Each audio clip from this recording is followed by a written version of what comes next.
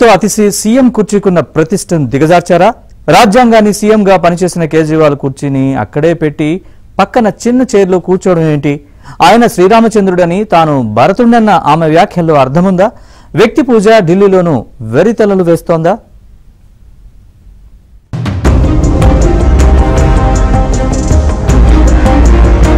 కేజ్రీవాల్ స్థానంలో ఢిల్లీ నూతన సీఎంగా బాధ్యతలు స్వీకరించారు అతిషి. అయితే సీఎం చైర్ పై మాత్రం ఆమె కూర్చోలేదు. తన కోసం ముఖ్యమంత్రి ఆఫీసులో వేరే చిన్న కుర్చీ వేసుకుని కేజ్రీవాల్ సీఎంగా ఉన్నప్పుడు ఉపయోగించిన చైర్ను మాత్రం అలాగే ఉంచారు. ఈ దృశ్యాలను చూసిన జర్నలిస్టులు సైతం విస్తుపోయారు.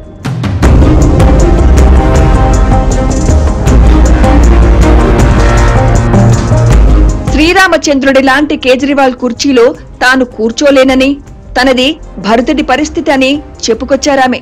తనకు ప్రస్తుతం భరతుడికి ఎదురైన పరిస్థితే ఉందని, రాముడు వనవాసానికి వెళ్లినప్పుడు తప్పని పరిస్థితుల్లో భరతుడు పాలించాల్సి వచ్చిందని, సింహాసనంపై రాముడి పాదుకలు ఉంచి ఆయన రాజ్యాన్ని ఏలాడని అతిషి చెప్పుకొచ్చారు. 4 నెలల తర్వాత జరిగే ఎన్నికల్లో ఆప్ విజయఢంకా మోగించి కేజ్రీవాల్ మళ్లీ ఇదే కుర్చీలో ఆసీనులవుతారన్నారు. వనవాసం లాంటి కష్టాలను ఆయన జయించి వచ్చే వరకు ఈ కుర్చీ ఇక్కడే ఉంటుందన్నారు. आज मेरे मन की वही व्यथा है जो भरत जी की थी, जब भगवान श्री राम 14 वर्ष के लिए अयोध्या से वनवास पे गए और भरत जी को अयोध्या का शासन संभालना पड़ा। जिस तरह भरत जी ने 14 साल तक भगवान श्री राम की खड़ाऊ रखकर अयोध्या का शासन संभाला, उसी तरह से आने वाले 4 महीने के लिए मैं दिल्ली सरकार चलाऊंगी। भगवान श्री राम ने अपने पिताजी द्वारा दिए गए एक वचन को निभाने के लिए 14 साल का वनवास स्वीकार किया। इसीलिए हम भगवान श्री राम को मर्यादा पुरुषोत्तम कहते हैं। అరవింద్ కేజ్రీవాల్ అంటే తనకు గౌరవమని చెప్పుకుని సీఎం సీటు కన్నా పెద్ద సీటు ఖాళీగా ఉంచారు సరే, కానీ అది కేజ్రీవాల్ కుర్చీ కాదు. ఇదేమీ రాజరికం కాదు. ప్రజాస్వామ్యబద్ధంగా ఎన్నికైన ముఖ్యమంత్రి కూర్చోవాల్సిన కుర్చీ. గౌరవం ఉంటే వేరే విధంగా చూపించుకోవాలి గాని ఈ పద్ధతి సరికాదన్న విమర్శలు వెల్లువెత్తుతున్నాయి. శ్రీరామచంద్రుడంటే అసలు కేజ్రీవాల్ కు గౌరవం లేదని, పురాణ పురుషుని పరువు తీశారని ఆరోపిస్తున్నారు. అంతేకాదు, ఢిల్లీ సీఎంగా బాధ్యతలు చేపట్టాక అతిషి ఆంజనేయుని గుడికి వెళ్లి అరవింద్ కేజ్రీవాల్ మళ్లీ సీఎం కావాలంటూ ప్రార్థనలు చేశారు.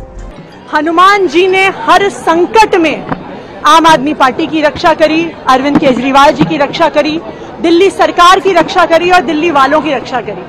तो आज हनुमान जी से मैंने एक ही चीज मांगी है कि जिस तरह से उनका आशीर्वाद हमेशा हम पे बना रहा है वैसे ही बना रहे। हम उनके आशीर्वाद के साथ दिल्ली वालों के काम करते रहें और उनके आशीर्वाद के साथ आने वाले चुनाव में अरविंद केजरीवाल जी को फिर से दिल्ली का मुख्यमंत्री बनाए।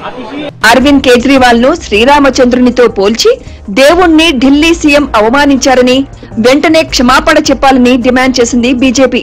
రాజ్యాంగాన్ని అతిషి తుంగలో తొక్కారని, ముఖ్యమంత్రి పదవికున్న ప్రతిష్టను దిగజార్చారని బీజేపీ, కాంగ్రెస్ మండిపడ్డాయి. సీఎం కాకపోయినా అరవింద్ కేజ్రీవాల్ దగ్గరే రిమోట్ కంట్రోల్ ఉందని విరుచుకుపడింది బీజేపీ. లిక్కర్ కేసులో అవినీతికి పాల్పడి జైలుకెళ్లిన కేజ్రీవాల్ శ్రీరామచంద్రుడా అని ప్రశ్నించింది. శ్రీరామునిపై అవినీతి మరకలున్నాయా? హిందూ దేవుళ్లను అవమానిస్తే ఆందోళన తప్పదని హెచ్చరించింది. एक तो संविधान की शपथ ली और तो मुख्यमंत्री की कुर्सी पर जाकर बैठना चाहिए। वो इंडिविजुअल की कुर्सी नहीं होती है, वो मुख्यमंत्री की होती है। और वो ये कह रही हैं कि वो चरण पादुका रखकर जैसे भरत जी बैठे थे, तो उनको ध्यान होना चाहिए कि अरविंद केजरीवाल राम है, कम से कम राम का नाम बदनाम मत करो। राम जी पर कोई मुकदमा नहीं चल रहा था भ्रष्टाचार का।